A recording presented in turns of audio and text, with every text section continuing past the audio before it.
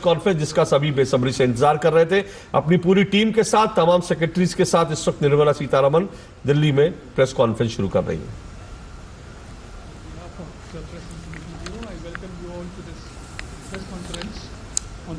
Interim Union Budget presented by the Honorable Finance Minister Srimati Nirmala Sitharaman ji in Parliament today. The Finance Minister is joined by Honorable Ministers of State for Finance Shri Pankaj Chaudhary ji, Dr. Bhagwat Karad. Also on the dais are Finance Secretary and Secretary Expenditures Dr. T.V. Somanathan, Secretary Economic Affairs Shri Ajay Seth, Secretary Deepam Shri Tuhin Khan Pandey, Secretary Revenue Shri Sanjay Malhotra, Secretary Financial Services Dr. Vivek Joshi, and Chief Economic Advisor Dr. V. Anantanageshwaran. A warm welcome to the Finance Minister and her team at the National Media Center. At the beginning of the press conference, Finance Minister will make her opening remarks. After that, we will open the floor for discussions and questions and answers. Thank you. Over to you, Minister ma'am.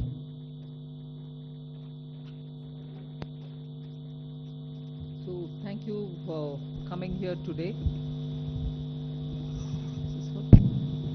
Thank you very much for coming here today. Slightly longish opening remarks. I'll try to cut it down. But over and above what you heard me say, I just want to give the overall perspective, so I'll take a bit longer than I desire. See, this is an interim budget presented just before the election, obviously. The four large things that I want to draw your attention to is GDP. You get the numbers, you see it and so on. But I want to bring in this dimension, that governance, development and performance. On all these three heads, I'd like to say what actually we have achieved, because that forms the backdrop.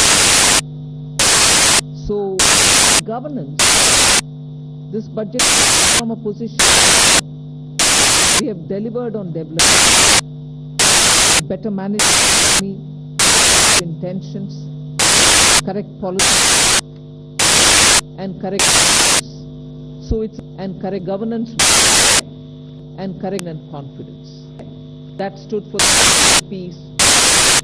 That stands for people better earning and having aspirations for the future and have aspirations. The move to the consecutive 7% growth, fast 7% economy in G2, all parts of the participating in the growth. Stability management, handling the health and fallout of handling physical management and social infrastructure. As a production almost for formalization and financial inclusion and growth of the economy. Cleaning up the banking system, GST, one nation, one market and one tax, the IBC. So if you were to look at performance, I've listed some of them. So your GDP, as we look at governance, development and performance, I have something to say on each of these. So this budget, vote on account, is getting presented with the GDP that we want to speak to you about. And in that, the fiscal management actually is something which I would like you to spend some time even as you go through the budget. But I'll flag it here. Bringing down the fiscal deficit in spite of very challenging times as per the announced consolidation path and with transparency and prudence. So in fact, I was just remarking to my officers this morning, most of you all had already calculated the figures RE revenue, RE expenditure, this is what it is. Because every month you get the reports coming out. So you don't need to wait till the budget statement. Every month you get the accounts, and so budget process has become absolutely transparent and questionable. If there are any you're there to question, we are here to answer. But we set in the process of keeping everything brought on budget and nothing kept aside from it or underneath it. So with that, the budget deficit, fiscal deficit, 5.8%, which is much lower than the 5.9 which was at the BE. Similarly, for the 24-25 budget, we've given 5.1 as the fiscal deficit, so clearly indicating that we are on track to meet the glide path which was set in 2021-22, and that we are well on track to meet the 4.5% fiscal deficit, on or below 4.5 even by FY26.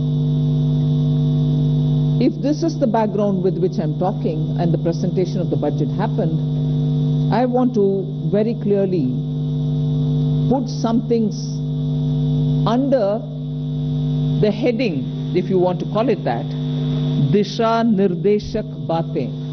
You must have heard the Honorable Prime Minister speak before the Parliament session, well before the sessions commenced.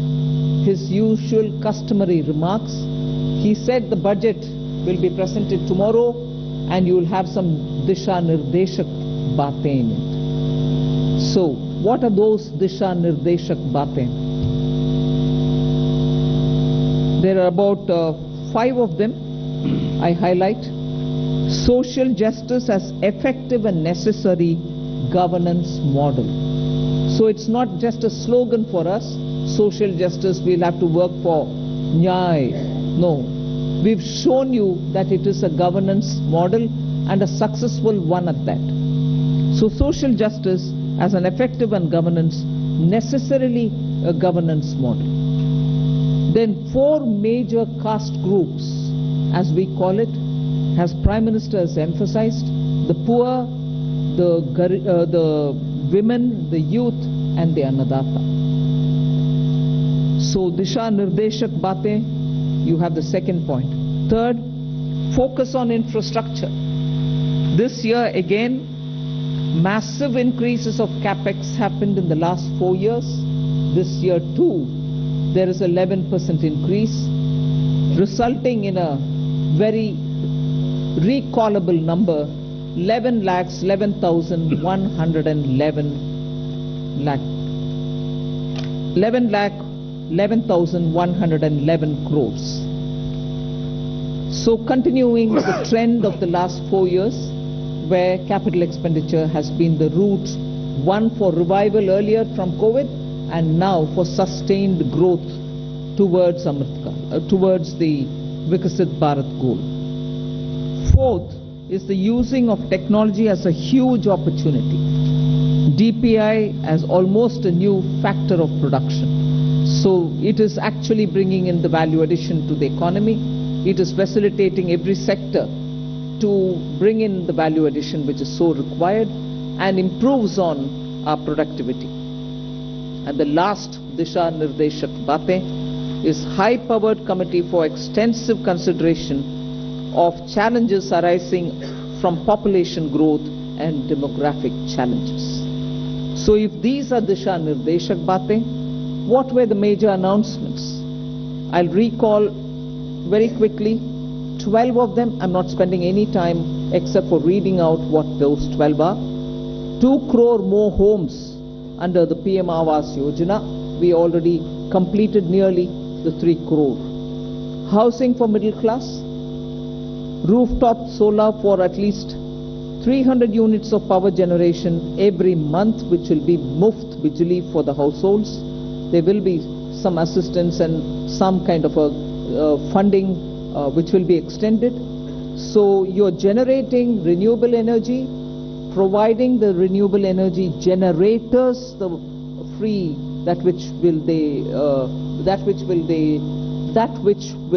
they would want to use, and over and above that, the surplus that they produce can be used for selling and earning money out of it. Enhancement of target for Lakpati Didi from 2 crore women to 3 crore women, preparing and empowering the MSMEs to grow and compete globally, aligning regulatory environment for them. The 6th is making sure that the eastern region, and when I say eastern region, I'm not talking about northeast. Northeast will get the attention that they've been getting all the while.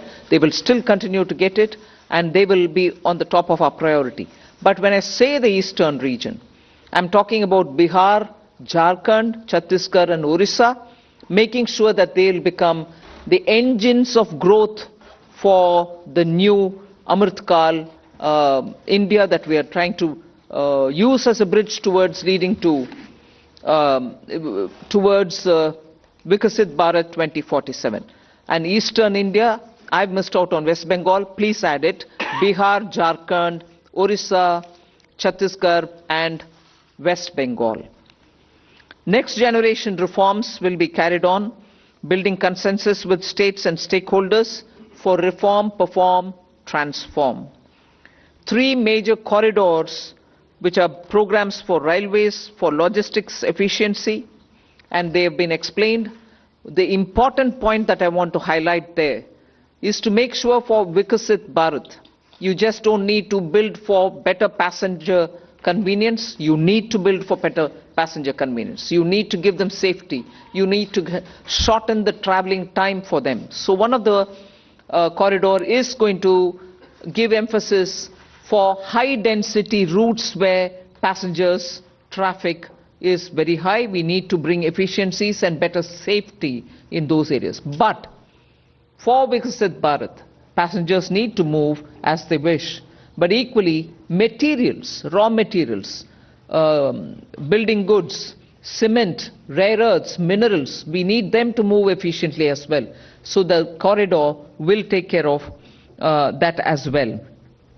So the synergy between movement of people and movement of goods is what is being highlighted in the 3 corridors that we're talking about. Ninth announcement, that is urbanization, looking at Metro and Namo Bharat. One of the railway related things which I missed out on telling you, 40,000 bogies are going to be improved in the standards with which they can be effective rolling stock and also give the convenience in the passenger experience inside the bogies as well. So 40,000 coaches are going to be brought up to the level of Vande Bharat standards. Metro and Namo Bharat I did mention, so that urban transformation through transit-oriented development can happen. The 10th announcement which I draw your attention to is 1 lakh crore corpus for research and innovation by private sector. So that's coming in at the 10th. 11th is boost to tourism, including spiritual tourism. Interest-free loans will be given to states so that they can build on iconic tourist centers. And the 12th one is supporting reforms in state. They are separate from the development of tourism centers, and therefore I want you all to have the clarity that help to centers are supporting reforms in state is slightly different from boost to tourism. There will be a white paper on economic performance of the last 10 years compared with the previous 10 years. The 12th announcement is so much a statement that I would like to make, which is what I made in the budget speech as well. Government has got the trust and the confidence and the blessings of the people based on its exemplary track record of GDP, as I said, governance, development and performance, effective delivery, and also on Jan Kalyan. So highlighted points have been realized as goals of Vikasit Bharat till now, and they are the realizable goals also continuing to be so, because what we want to underline is we govern with good intentions, true dedication and hard work in the coming years. And that's why Amrit Kal is also now called Kartabya Kal. In short, that's the budget. Thank you very much. The Finance Minister has just now encapsulated the key highlights of the budget. We'll now open the floor. We can begin with the front row here. Please go ahead, 53. Please hand over the microphone here. Hello, ma'am. This is Priyashmita from Informist Media. Ma'am, I wanted to know about the projections in your tax collections. So tax collections are seen currently growing at about 14.4%. Your April to December data shows. However, the projections in your budget are lower than that. So a back of the envelope calculation shows that you're going to get about 55,000 above your revised estimate if the collections continues. So your estimates are conservative, would you say that? I'll certainly ask Somanathan to come in on that. Estimates are always realistic with us. So let me clarify this. If you look at page 6 of the budget, you can look at it later. I'll just explain it to you. We are projecting that gross tax revenue. Now, this gross tax revenue in this sheet is net of refunds. So, net of refunds, we are projecting that in this financial year, it will grow by 12.5% with reference to last year's actual. So, from 30.54 lakh crores last year to 34.37 lakh crores this year is what is presented in our revised estimates. However, the sharing of taxes with the states is different for different taxes. Not all taxes are shareable in the same ratios. What has happened this year, if you look at the numbers, and they are given on page 6, union excise duties have actually shrunk. They have not increased. Most other taxes have grown at, as you say, 14%, etc. Union excise duties have grown minus 5%. That reduction is almost entirely on the account of the center, because the same way that cesses are not shared, reduction in cesses is entirely borne by the center. So as a result, the state's share has increased by 16.5% in our revised estimates. Between the state share in the revised estimate and the state share last year, there's an increase of 16.5%. So taxes are growing 12.5% net of refunds. State share is growing 16.5% net, and therefore net to center is growing only 10.8% approximately. So there is no expected further padding or anything here. This is our realistic but slightly conservative estimate. Yeah, the next question, please. 65. Please go ahead. Hi, ma'am. I'm Kriti from Informist Media. So you mentioned that CAPEX, there has been a push towards CAPEX. However, the CAPEX jump for this year is 11%, right? Which is lowest in last 4 years. So are we moving towards a place of moderation in CAPEX? And secondly, while the budget, this is another unrelated question, while the budget clearly says that you are committed to your 4.5% target, you have also been recommended to bring down your debt to GDP ratio to 40% level, which still stands above 50%. So how are we looking towards moving towards that target? Thank you. First of all,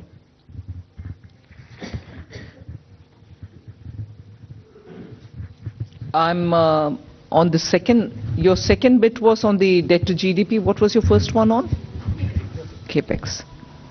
11% growth in CAPEX.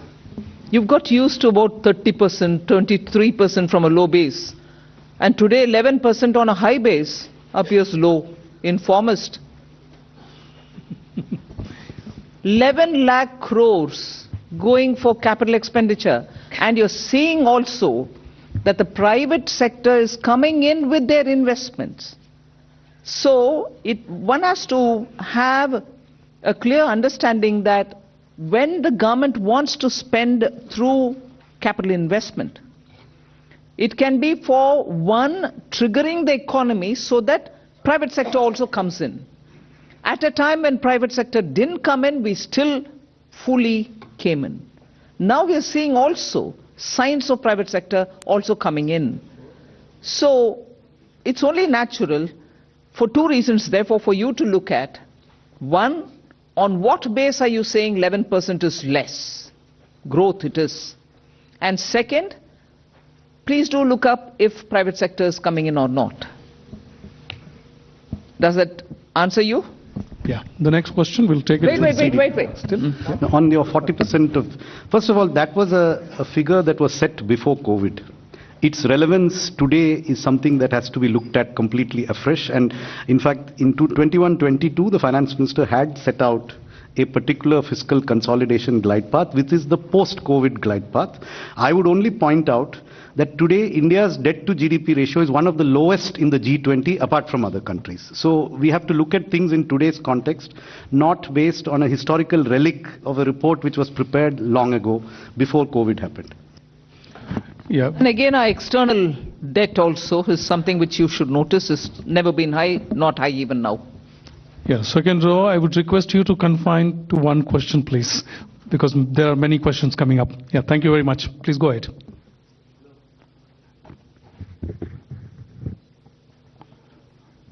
Yeah. दूसरा दे दीजिए. Give this another. नमस्कार ma'am, आलोक प्रियदर्शी हूं मैं CNBC आवाज से. मेरा सवाल ma'am ये है कि एक कंज्यूमर के नाते, एक टैक्स पेयर के नाते हमेशा लोगों की ये उम्मीद रहती है, या इस देश में कैसे कह सकते हैं कि चुनाव इतने ज्यादा आते हैं कि लोगों को लगता है कि जब चुनाव आएंगे तो उनकी जो मांगे हैं वो पूरी हो जाएंगी, टैक्स के मोर्चे पर कहें या फिर जो पॉपुलिस्ट मेजर सरकार लेती है. लेकिन क्या इस मिथ को क्या ये सरकार तोड़ना चाहती है कि जब चुनावी साल होगा तो पॉपुलिस्ट बजट नहीं देंगे? जिस तरह से फिस्कल प्रूडेंस की आपने बात करी, आपने फिस्कल प्रूडेंस को लेकर काफी जोर दिया है इस बार बजट में, तो ये इस बात का कॉन्फिडेंस सरकार को ज्यादा है कि वो अगली बार पूरी तरह से आके और जनता के जो उनकी उम्मीदें हैं उनको पूरी करेगी, या फिर सरकार इसी तरीके से जिस तरह से फिस्कल प्रूडेंस का जो रास्ता है उसको अख्तियार करेगी और उसी हिसाब से चलती रहेगी, और चुनाव के मौके पर लोग आम आदमी एक्सपेक्ट ना करें कि कोई पॉपुलिस्ट बजट आ सकता है? आप डिस्कशन जैसे प्रश्न पूछ रहे हैं भाई. मैं पहले से बोलते आई हूं और माननीय प्रधानमंत्री जी भी इस विषय में बोलते थे, कल परसों भी उनका बयान है. वोट ऑन अकाउंट क्या है, कैसे है, आपको मालूम है. So we largely kept vote on account as vote on account, but also showed how the economy will be moving forward and what's our plan for it. Who are we going to aim at when in July, when we come back to present a budget? Who are the sections who will be addressed? What are the kind of investments we'll make? However, very clearly showing that on capital expenditure, we are showing an increasing growth. More money is being put in for that, for innovation, and so on. So announcements भी है, ये नहीं है कि vote on account है इसमें कुछ और नहीं है. Announcements है, दिशा निर्देशक बातें भी है. So vote on account and interim budget को कैसे, किस हद तक उपयोग कर सकते हैं, और वो भी कॉन्फिडेंट सरकार, उस हद तक हमने यूज ही किया है. Yeah, Z Business, and after that you hand over the microphone to your right. Yeah.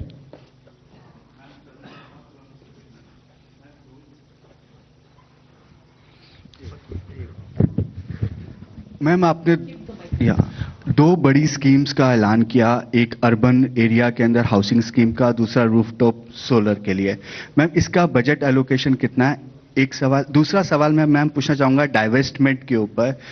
Ma'am, पिछली बार 51,000 करोड़ का टारगेट था, वो टारगेट नहीं मीट हो पाया. इस बार बजट में ये नहीं मिल पाया कि कितना टारगेट अगली बार के लिए रखा गया है, और ऐसे टाइम पे टारगेट नहीं पूरा हो पा रहा है जब मार्केट, इक्विटी मार्केट बहुत अच्छा परफॉर्म कर रहा है.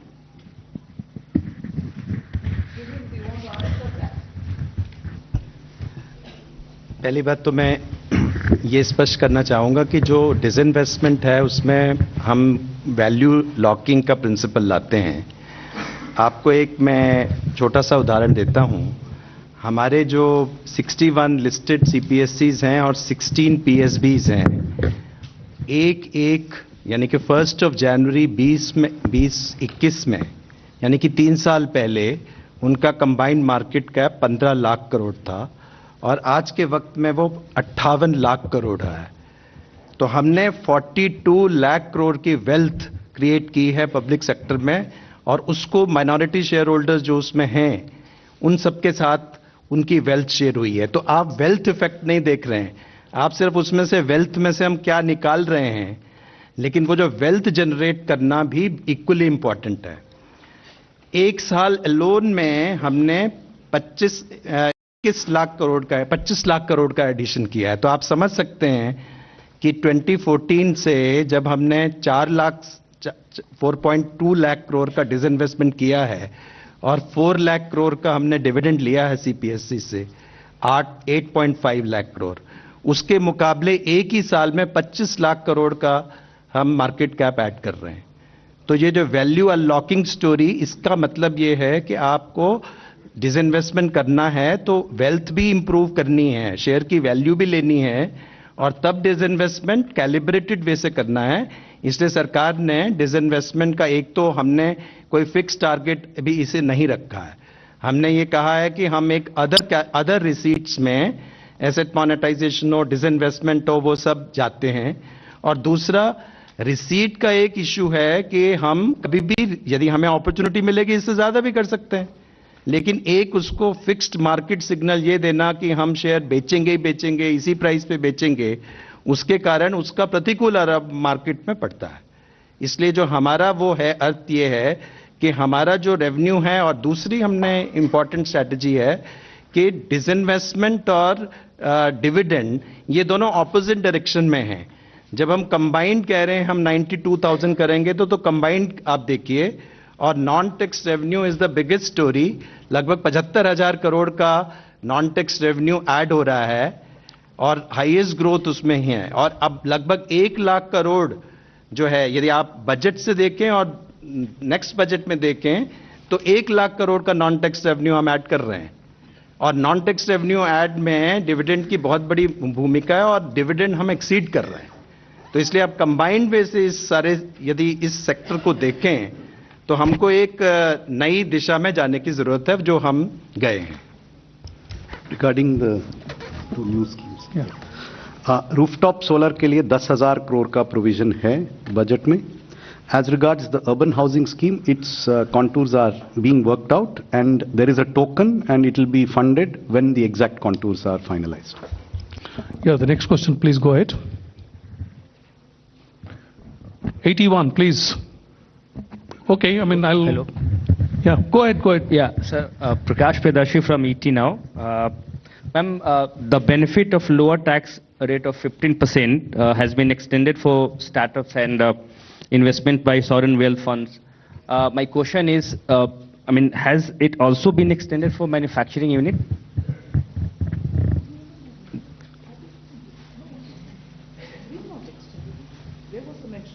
No, I'm asking, I'm seeking clarity.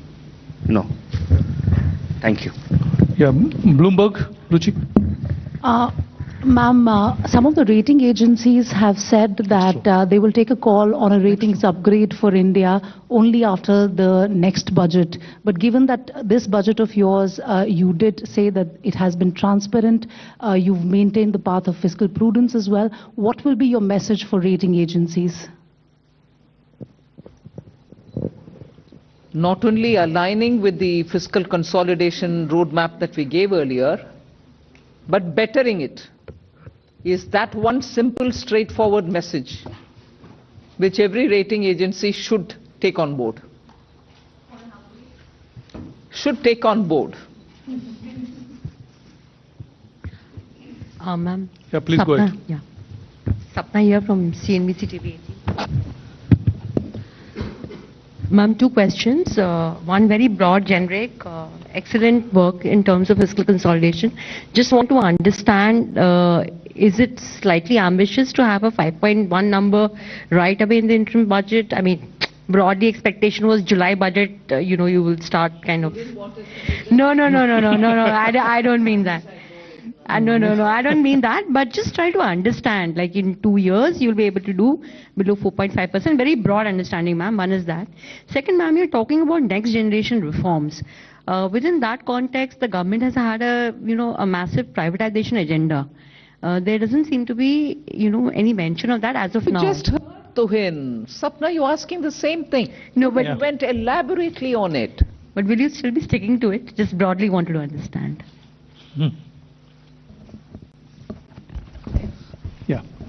Yeah, please go ahead. Yeah.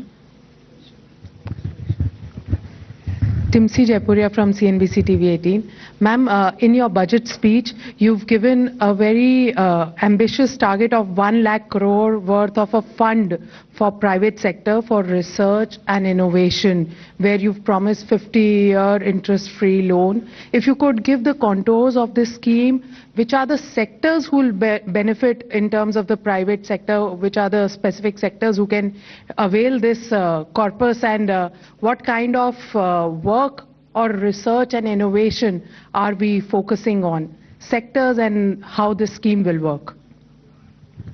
So I'll tell you the quantitative part, and Secretary EA can expand on the sectors. There is the 1 lakh crore is a provision over a period of time as the need emerges. This will be provided as a 50-year interest-free loan to a financial institution which will be identified, which will be within the government ambit of financial institutions, who will then finance or refinance projects at long tenors and at concessional rates of interest.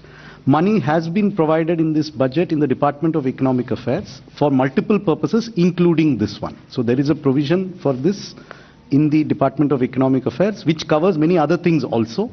As regards the sectors, I'll leave Secretary. See, as announced in the budget speech, these are the sunrise sectors. And what is the economic logic behind it? These are the innovations and research. Investments are needed today, and the private sector, the returns will come couple of years down the road. And those couple of years can be 4 years, 5 years, 10 years. For some investments, it can be even longer. So it will not be commercially viable for private sector to invest if it were to be a commercial money for them. So this is what the fund will help them. Clear identification of those sunrise sectors will be through a stakeholder process. Yeah, business line. Namaskar, ma'am. Shishir here. Just two clarity, ma'am. One is about the TCS. Some changes have been made in the TCS on the LRS. So what are those changes? There is not much clarity because explanatory memorandum is not there. And the second part is the housing scheme. Will it be just like an interest subvention scheme, or what will be the contour of that? So you are aware that, sometime I think last year, maybe in June or July, there was a press release in which the TCS rates were later on changed from what were announced in the budget of 23-24. So basically it is just to align those TCS rates with what was announced in the press release. There is no further change from what was announced in the press release. Your question on housing was? What will be the contours? It's still being worked out. Interest subvention? It could be one of the features of the scheme, but nothing has been finalized yet. It's under discussion between Department of Financial Services, Ministry of Housing and Urban Affairs. Multiple options are being considered on how to achieve the purpose that has been set out. Hello, ma'am. Ruchika Chitravanshi from Business Standard. One question was regarding the relating to the announcement you made about the withdrawal of demand for outstanding tax. What will be the cost to Exchequer for the tax that will be foregone? And second, a small clarification: the 75,000 crore 50-year loan that is linked to the milestone reforms. Yeah, is that in addition to the 1.3, or is it part of it? So all of you would be aware, that there are a large number of small demands that are pending with respect to income tax, wealth tax, gift tax. They number in all about 2.68 crore such demands. The total amount, of course, is very high, which is 35 lakh crore of outstanding demand. A lot of it is in litigation. But many of these demands, about 2.1 crore, in fact, 2.1 crore out of 2.68 lakh demands are valued less than 25,000 rupees. Now, many of these demands are very, very old, dating from 1962, when Income Tax Act was enacted, and right now till very recently till today. So this has been causing a lot of hindrance, especially for the taxpayers, because these demands are very old. Many of them are unreconciled because of systemic issues. We shifted, our CPC, all the tax records, centralized them in 2010-11 year. And so that's why a cutoff has been taken at 10-11, because previously the demands were decentralized. And so we are unable to, verify many of them, causing disruption and hindrance in payment of refunds. So out of this 2.1 crore demands, which are less than 25,000 rupees, about 58 lakh demand entries for the period pertaining to financial year 9-10. And then from 10-11, these are less than 25,000, as already announced by the Honorable Finance Minister, and another 53 lakh entries pertaining to the remaining 5 years from 10-11 to 14-15. So 1.1 crore small demands, 25,000 and 10,000 for the 5 years. These are being remitted. The total amount is less than 3,500 crore rupees. The 75,000 crores is part of the 1,30,000 crores. Yeah, go ahead, please. Yes, go ahead. Hi ma'am, this is Pushpita from the core. You mentioned about that nearly 40,000 rail bogies will be converted to Vande Bharat standard. But if you look at the price of Vande Bharat, is comparatively higher than the other ticket prices. So considering the affordability of the passengers, what will be the pricing and how will it be decided? If you could. It's up to the railways, but Vande Bharat trains are one thing. The bogies 40,000 being upgraded to the Vande Bharat standard is another thing altogether. Those bogies probably cannot even take the speed with which we want to improve the high density areas with better speedy transportation for the common man. Equally, the inside bogie experience is also not up to the mark, because they've been so for a very long time, and as time passed by, their quality has also come down a bit. So we are talking about the bogie quality matching with the Vande Bharat standards. As to which of those lines of traffic that they will get connected to, and as a result what will be the rationalization of the ticket price, is not something that we can talk about. That's something which the railways will work out gradually. But progressively, that point proves that through the 40,000 bogies that we're talking about, the quality of the Indian rail bogies, which are so important for safe travel and also ease of living travel and comfort, will need upgradation, and this is what we're aiming. Yeah. Please speak into the microphone. Yeah, good evening, Minister. Minister, you had announced an aggressive plan for privatization of 2 government banks a couple of years back. So is that proposal still on table? And my second question is your thoughts on the shrinking successively, every successive year we've been seeing the divestment receipts shrinking. So your thoughts on that? I thought Tuhin had explained the second part of your question, but never mind, I'll ask him to again probably explain it. He'll give you an answer. We're not sitting on judgment over anything. The disinvestment receipts, as you say, is that, is basically you part with your wealth, which is the shares or a property, and convert it in and monetize it. Now there is a wealth effect also there, and we have partners which are the listed companies, the minority shareholders. Our point is that we are also, taking care of GDP, as FM mentioned, in respect of CPSCs. If you look at the CPSC's performance, whether it comes to capex of 3.2 lakh crore, whether it is their growth story, whether their investment in green energy, whether their performance in return on capital employed, whether you look at return on equity. On all fronts, we are seeing that they are big market players. They continue to improve, and therefore they continue to reward shareholders, including the government. Government is a majority shareholder, but a large part of our shareholders are minority shareholders. So therefore, any strategy, calibrated disinvestment strategy, which will actually do the sum over a period of time, is much more than that. And besides, the shares also give you dividend, and we have a consistent dividend policy too. And money is fungible. So we have to have a new paradigm in terms of thinking about, and not to just keep on parting with our wealth at one stroke. We can always do it in a gradual, calibrated way. We'll take a question from the right side, ma'am. Please go ahead. Yeah.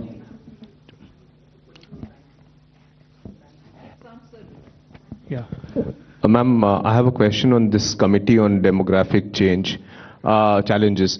Ma'am, what would be the mandate? What are the areas it would look at? Will it be urbanization? Will it also include issues around, this whole issue about constituencies, political constituencies, given that the northern states have grown faster?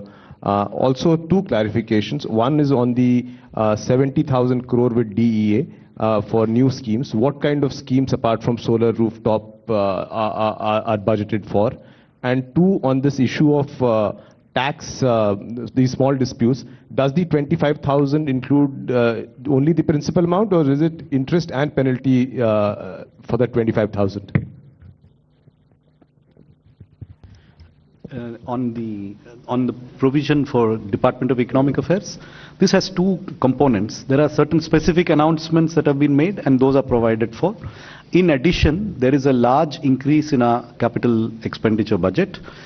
We have, as was done in the year 2022-23, we have kept this in the Department of Economic Affairs to be allocated to whichever department requires it at the pace that it's able to absorb, so that we have flexibility to allocate it to whichever department is able to absorb it fastest, whether it's railways, highways, telecom. We have all of them, and they are all essentially eligible to take this money when the requirement arises, so that we have flexibility to optimize its utilization. Hello, ma'am. As to your, let me answer the second part. As to your question as to whether the 25,000 rupees amount which is remitted being withdrawn, till the year 9-10, and 10,000 being remitted from 10-11 to 14-15. Let me clarify that this is the amount of demand which is mentioned in our books. And so when this demand is actually entered, then it will include even the interest till the point, when the demand was actually assessed and entered. So it includes the interest till that period, that point of time. And any interest which accrues later on is also withdrawn. Yeah. The front row, left side, please. Hello, ma'am. Ma'am.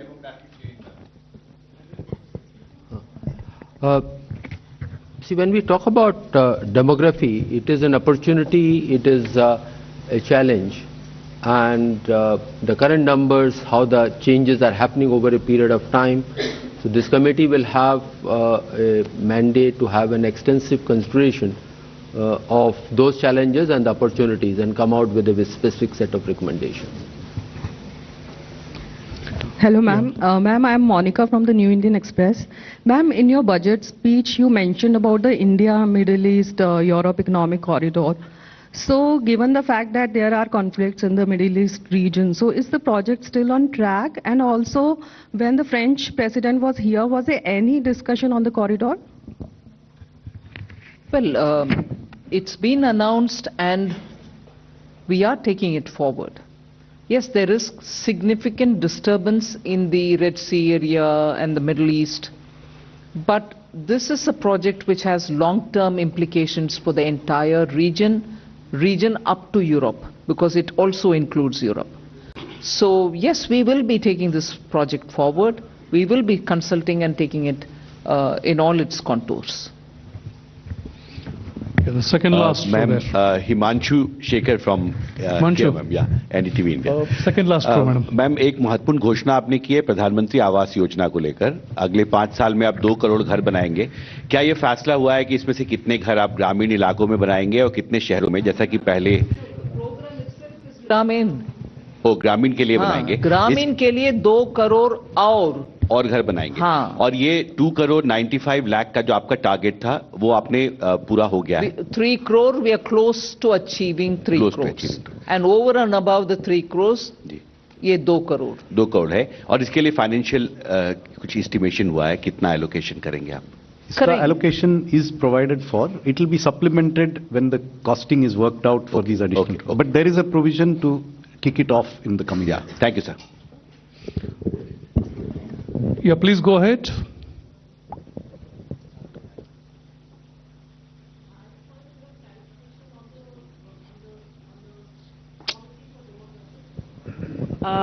You mentioned the mandate, which I think we wanted a bit more clarity on that.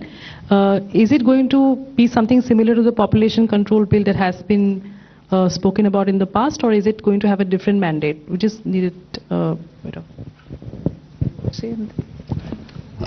say the budget speech says, and I'm already responded to that.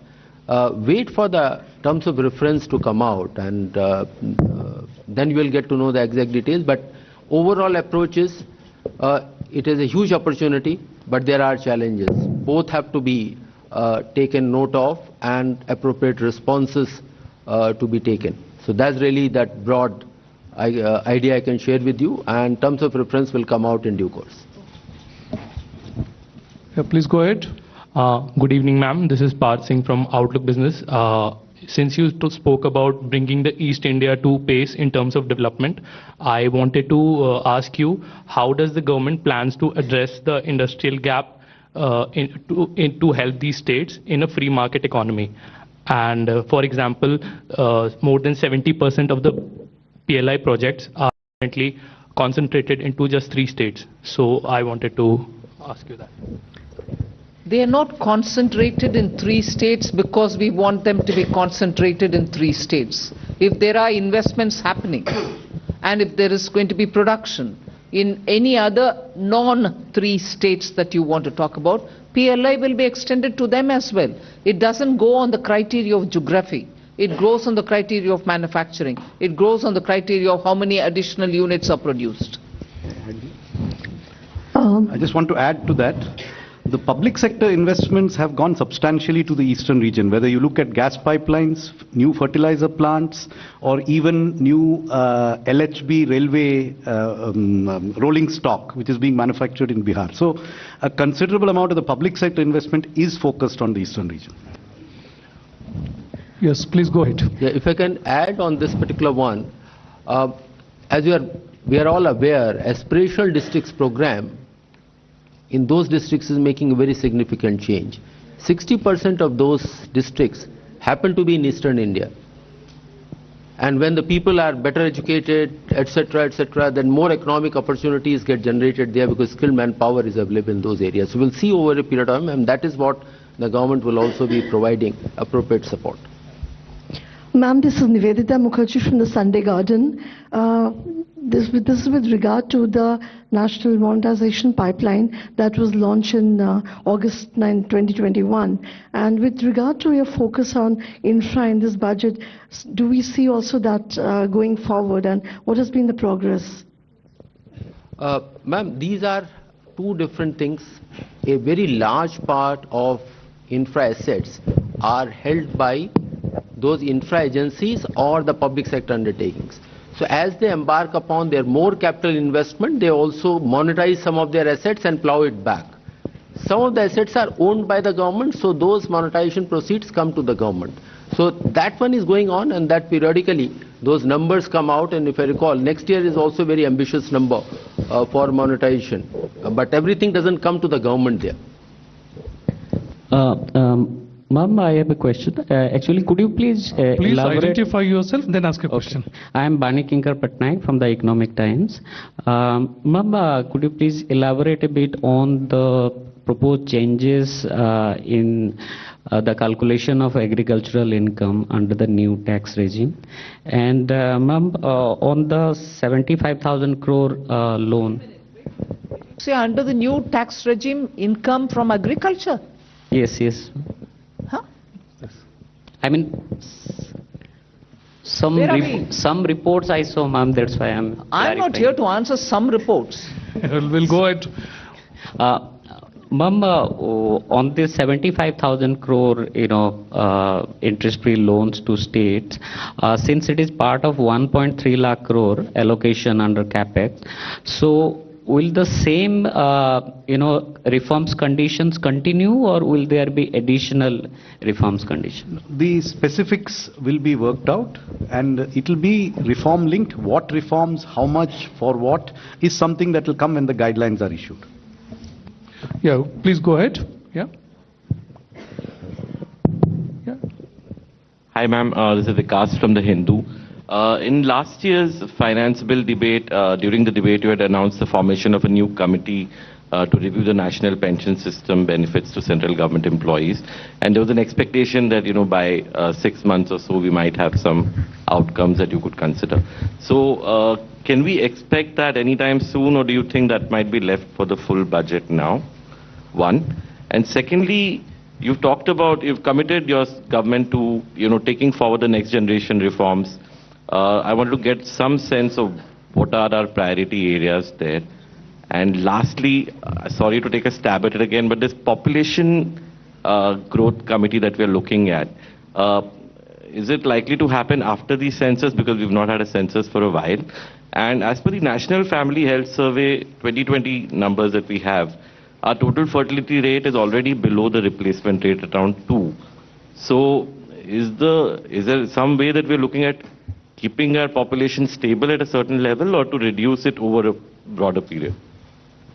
You may want to help me by saying question number 1, question number 2. I'll go on answering. You seem to have asked me about 5 different questions, right? Please go ahead. What was your first? Sorry. NPSOP. NPS was first. Once we are ready with the report, we'll let you know. I don't think there was a time given. We said at the earliest they will give the report. Yeah, so that stays there. What's the second? Second was, ma'am, some sense of the priority areas for next generation reforms. Ajay, you want to add in there?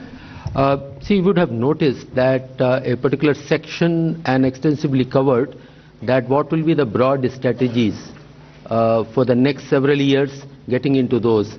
So those are the indications that can be the broad area for the reforms, the next generation of reforms. But that's not an exhaustive list, but the broad sense you can get it from there. Yeah. And the third was, ma'am, the population bit. The third was the population bit, ma'am. Yeah, I think, please confine to one question, because, many questions are still there. Please go ahead. Yeah. Good evening, ma'am. Janani from NDTV Profit. Ma'am, I would like to get some perspective on some of the scheme outlays. One being the CAPEX infusion to OMCs. In FY24 budget, there was 30,000 for retrofitting, petroleum retrofitting for OMCs. This, in the revised estimate, it was said that 15,000 only would be allotted ahead of the budget.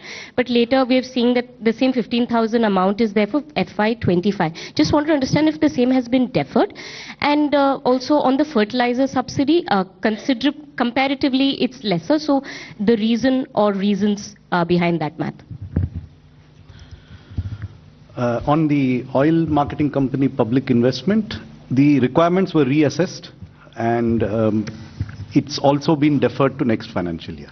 So it has not been provided in the revised estimate. So it was not that it was provided. We're just coming out with the revised estimate. So it is not going to be in this financial year.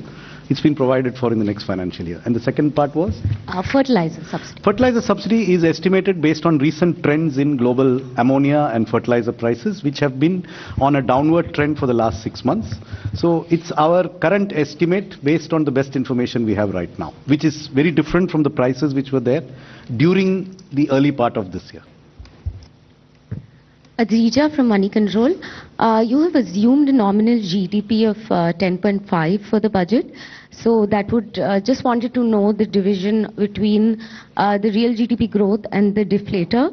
Also, the tax collection growth is seen at 11.5, if I'm not wrong. So there seems to be a more significant gap between the two, which we've seen a trend in the past. One more clarity, I'm sorry for adding. This is with regard to a mention that the average real income of people have increased by 50% with moderate inflation, mentioned in the speech. Just want to clarify, is this linked to investment rate or per capita income? Thank you. Answer. Again, you have to help me out and you ask 2-3 questions.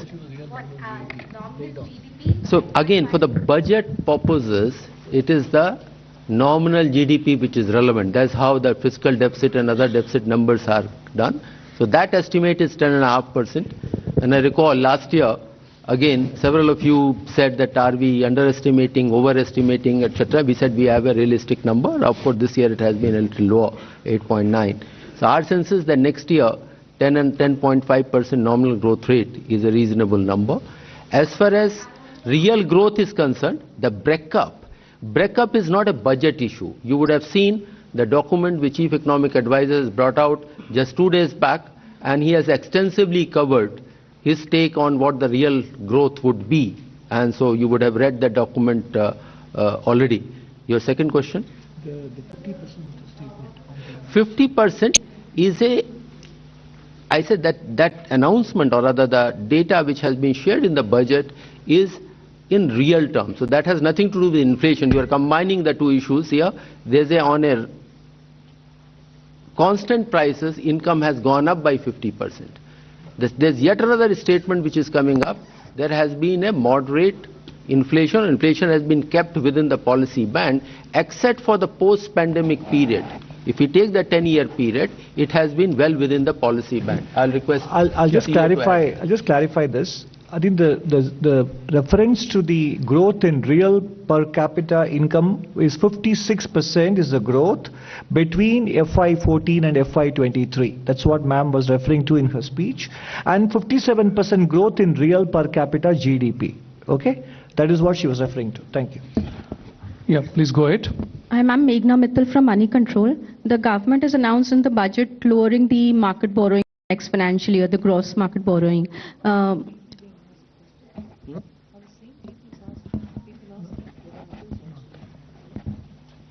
So I just wanted to understand what gives the confidence to the government that they'll be able to lower the market borrowing amid the global challenges and the capex increase that has been announced. So I think the confidence comes from the numbers that are presented. So if the revenue numbers are realistic, if the expenditure numbers are realistic, then the deficit number is realistic. That deficit number is then broken up into sources of financing. And we have taken a 10.5% nominal growth rate, 11.5% revenue growth rate, which is buoyancy of less than 1.1. This year we have achieved 12 plus with a nominal growth of 8.9. So I think a very decent, very conservative buoyancy has been assumed. In addition, the expenditure numbers are realistic. We have provided for everything. Therefore, the deficit numbers are achievable. And the borrowing breakdown is given here in terms of how much is market, how much is small savings. Small savings, we have shown a declining trend in resources from small savings. We have shown a declining trend in external debt, and that is reflected in these borrowing numbers. So these are very realistic borrowing numbers. On the gross borrowing coming down, next year, some of the repayments of loans taken will not be happening from the consolidated fund. They are repayments of the GST back-to-back loans. So they don't necessarily lead to new gross borrowing. So there is a slight recalibration between the growth of the net, in fact not the growth, the decline in the net borrowing is gentle, the decline in the gross borrowing is steeper. But there is a reason for it. So it's very realistic. Good evening. Supplement this answer, and your answer to your question lies in what the Finance Minister had committed 3 years back, consolidation part, fiscal consolidation part. when the GDP is growing, but fiscal deficit is being brought down and coming down now to 5.1%, even with a higher GDP number. Borrowings are lower, and with that path, it is expected to be lower as well. Good evening, ma'am. From the middle row. Good evening, ma'am. This is Sanjay Agarwal. I first like to congratulate the entire